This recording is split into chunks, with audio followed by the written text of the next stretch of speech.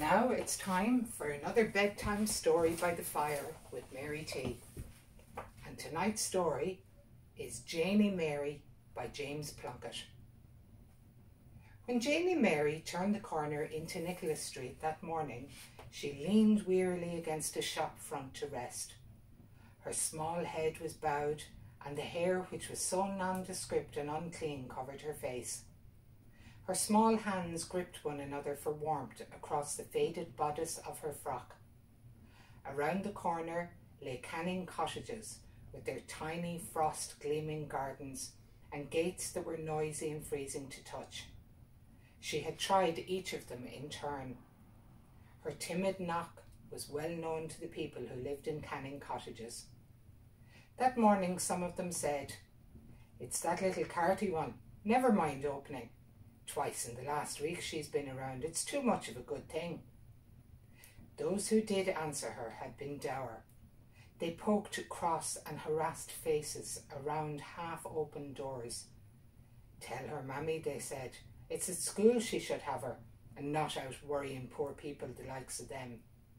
They had mouths of their own to feed and bellies of their own to fill, and God knows that took doing. The school was in Nicholas Street, and children with satchels were already passing. Occasionally Janey Mary could see a few paper books peeping from an open flap, and beside them a child's lunch and a bottle of milk. In the schoolroom was a scrawled and incomprehensible blackboard, and rows of staring faces which sniggered when Janey Mary was stupid in her answers. Sometimes Father Benedict would visit the school. He asked questions in catechism and gave the children sweets. He was a huge man who had more intuition than intellect, more genuine affection for children than for learning. One day he found Janey Mary sitting by herself in the back desk. She felt him, giant-like above her, bending over her. Some wrapped sweets were put on her desk. "And what's your name, little girl?" "Janey Mary Carty, Father." "I'm Father Benedict of the Augustinians. Where do you live?" Father Benedict had pushed his way and shoved his way until he was sitting in the desk beside her. Quite suddenly Janey Mary had felt safe and warm. She said easily, "I lives in Canning cottages." He talked to her while the teacher continued self-consciously with her lesson. "So, your daddy works in the meat factory?" "No, Father, my daddy's dead." Father Benedict nodded and patted her shoulder. "You and I must be better friends, Janey," he said. "We must tell your mammy to send you to school more often." "Yes, Father." "Because we must see more of one another, mustn't we?" "Yes, Father." "Would you always come?" "I'd like to come, Father." Father Benedict had talked with her for some time like that, the pair of them crushed clumsily in the desk and their heads close together. When he was leaving, he gave her more sweets. Later, the teacher took them from her as a punishment and gave them out again as little prizes for neatness. She thought of Father Benedict until an old beggar who was passing said to her, "Are you whinging, child? Is there anything up with you?" She lifted her head and looked stupidly at him, her mouth open and her eyes quite dry. He was a humpback man with broken boots and a bulbous nose. The street about him was a mowing forest of feet.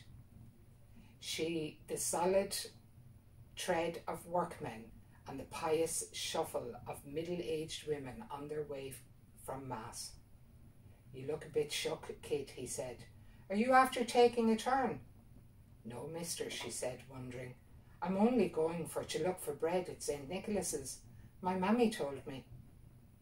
"Your mammy left it a bit late. They'll be going in for to pray." As though awakened by his words, the bell of the Augustinian friary rang 3 times. It rang out with long, resounding strokes across the quivering street, and people paused to uncover their heads and to bless themselves. Janey Mary looked up quickly.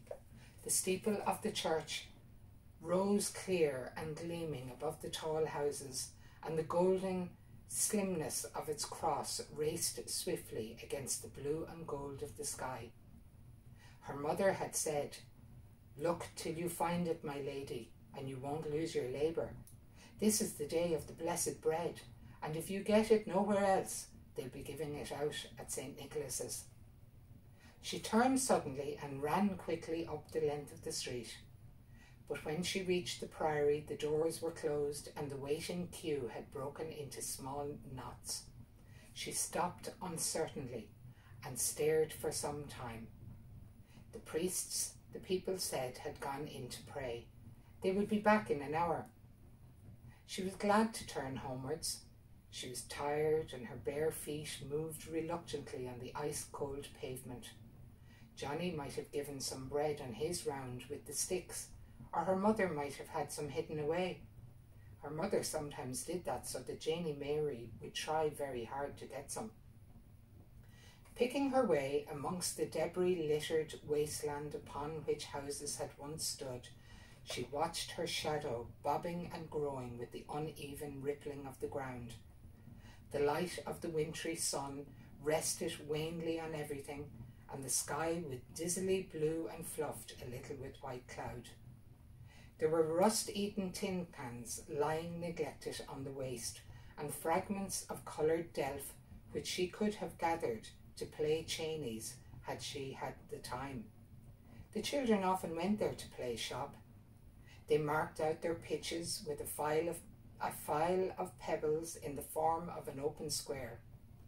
When Janey Mary stood in one of the squares for a moment, she was no longer Janey Mary. The wasteland became a busy street, and the tracery of pebbles glittering stores. Her face would grow grave. It was that serene gravity of a child at play. But when she stepped out of the magic square, she was again Janey Mary. A Janey Mary who was cold and hungry, and whose mother was waiting impatiently for bread that had not been found. There was none, she said, looking up at her mother's face. Nobody would give it, and the man said the priest wouldn't be back for an hour. She looked around hopefully as she spoke, but there were very few crumbs on the table. They littered its grease-fouled and flower-patterned covering. An enamel jug stood in the centre, and about it the slopped ugliness of used cups. Now that she was home, she realised how endless the morning's trudging had been. She realised how every door had been closed against her. Her mother's voice rose. "Then you can do without. Are you after looking at all, you little trollop? 2 hours to go the length of the street and around to the holy priests, and us all in awakeness with the hunger, and Johnny going out with the sticks and him famished but for the little bit I had left away. Are you out there looking at all?" The enamel of the jug was broken in 3 places. The breaks were spidery, like the blobs of ink which used to fall so dishearteningly on her copybooks. Down the side of each cup clung the yellow residue of dribbled tea. The whole table shifted suddenly and went back again, and her mother's voice seemed far away. Janey Mary wanted to sit down. "Gallivanting," her mother said. "Off gallivanting with your pals. I'll gallivant you. But you can go back again. There's nothing in the house. Back with you to the priest's house and wait like any Christian for what's going. And take the bag with you. You don't do a hand's turn till you do that." Janey Mary stood with her hands clasped in front of her and looked up at her mother. The thought of going back again filled her with misery. "I asked," she said. "I asked everywhere." "Then you can ask again," said her mother. "You can ask till you find," and swung away. Janey Mary went wearily to the corner to fetch the bag. The kitchen trembled and became dark when she bent to pick it up. As she went out of the door, her mother said, "Put a bit of a hurry on yourself and don't be slinging. It's certain you'll never die with the beating of your heart. The world and its wife would get something, and mine would be left." Once more she was out in the ancient crookedness of streets, picking her way amongst the trundling of wheels and the countless feet.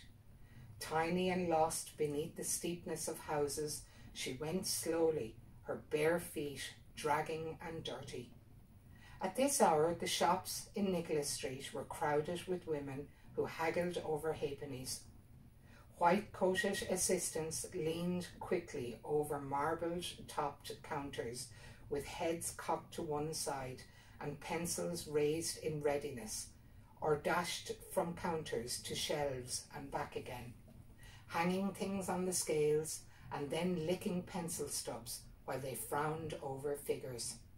Sometimes Janey Mary used to stand and watch them, but now she went by without interest. When a tram went grinding past her, her lips trembled, and though the rails after it and before it gleamed in the sunlight, it was a pale, cold gleaming. There was no friendly heat in the sunlight. There was nothing friendly. There was only trundling trams and the tramp of feet, and once again the slim cross on the spire of St. Nicholas's. On the feast of the Blessed Bread, it was the custom of the priests to erect a wooden counter on the high steps before the door of the priory. Here, two of the brothers stood to watch the forming of the queue. Janey Mary looked hard through the veil which blurred occasionally in front of her eyes, but could catch no sign of Father Benedict. No bread had yet appeared though the queue was growing. She took her place and kept close to the wall. In near the wall she found it easier to hold her position. It was very cold at first, but after a while more people came and the air grew warmer. They came, as she had known they would, with baskets and shawls, with torn shopping bags and ragged coats, and gathered thickly about her. There were men there too, old pensioners and men who had not worked for years. There won't be much going, they said. There was a shocking crowd here this morning. Take your bloody hour, they said. Who do you think you're pushing? Aisy, aisy, mind the chiseler. They talked like that for a long time. At first they argued furiously with one another, but later they became dour with impatience. They shuffled uncomfortably. They spat frequently and heaved long sighs. After a while it became frightening to be in there so close to the wall, to be so small that everyone towered over you. Janey Mary felt weak and wanted to get out. When she glanced sideways or ahead of her, she could see nothing but tightly packed bodies, and when she looked down, there were feet, but no ground. She tried to look upwards, but could not. An hour passed before Father Benedict appeared on the stage. Father Benedict, God bless him, they said. It'll be coming soon when he's here. Janey Mary was lifted clear off the ground by the movement of the crowd and lost her place. Now that she was behind a stoop-backed man with a threadbare coat and heavily nailed boots. His collar was flaked and greasy with dandruff, and his coat was foul-smelling. But it was the boots which held Janey Mary's attention. They clattered unsteadily on the pavement, very close to her bare feet. There were diamond-shaped nails in double rings about the heels of them. She bent to keep her eyes fixed on the boots and wriggled to avoid them. Her attention became fixed on them. To a man near her she said, "I want to get out, mister, let me get out." But even if he had heard her, he could not have helped her now. She tried to attract attention, but they had forgotten her. They kept telling one another over and over again what each of them already knew. "It's coming," they said, pressing forward. "It's coming." And after a while, the murmuring changed and the queue surged. "Look," they shouted, "it's here." Janey Mary was lifted once more. Once more her feet were clear of the ground and her breathing stifled by the pressure of those around her. She was in danger now and clawed, whimpering at the dandruff-flaked collar. Through a whirl of arms and shoulders, she had a view of Father Benedict, his broad shoulders tall and firm, above the pressed of bodies. She tried to call out to him. "The chiseler," someone said, noticing. "For God's sake, quit pushing. Look at the chiseler." A man threw out his hand to grip her, but a movement of the crowd twisted him suddenly aside. She saw his hand grabbing futilely to her left. As the crowd parted, she began to slip. "Father Benedict," she called faintly. "Father Benedict." Then the man in front of her stumbled, and the nailed boots crushed heavily on her feet. When her eyes opened again, she was on the sofa in the visitors' parlour. Father Benedict and one of the lay brothers were bending over her. Someone had put a rug around her. An electric fire glowed warmly against the opposite wall, and over it hung a gold-framed picture of the Sacred Heart.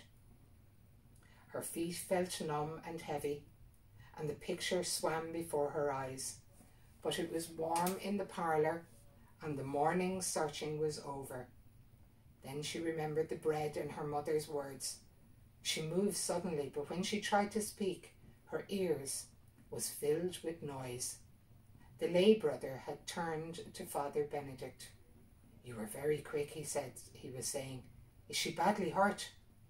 Father Benedict, answering him, said in a strange voice, "Only her feet.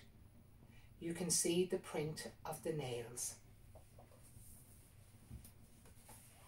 Good night, everyone.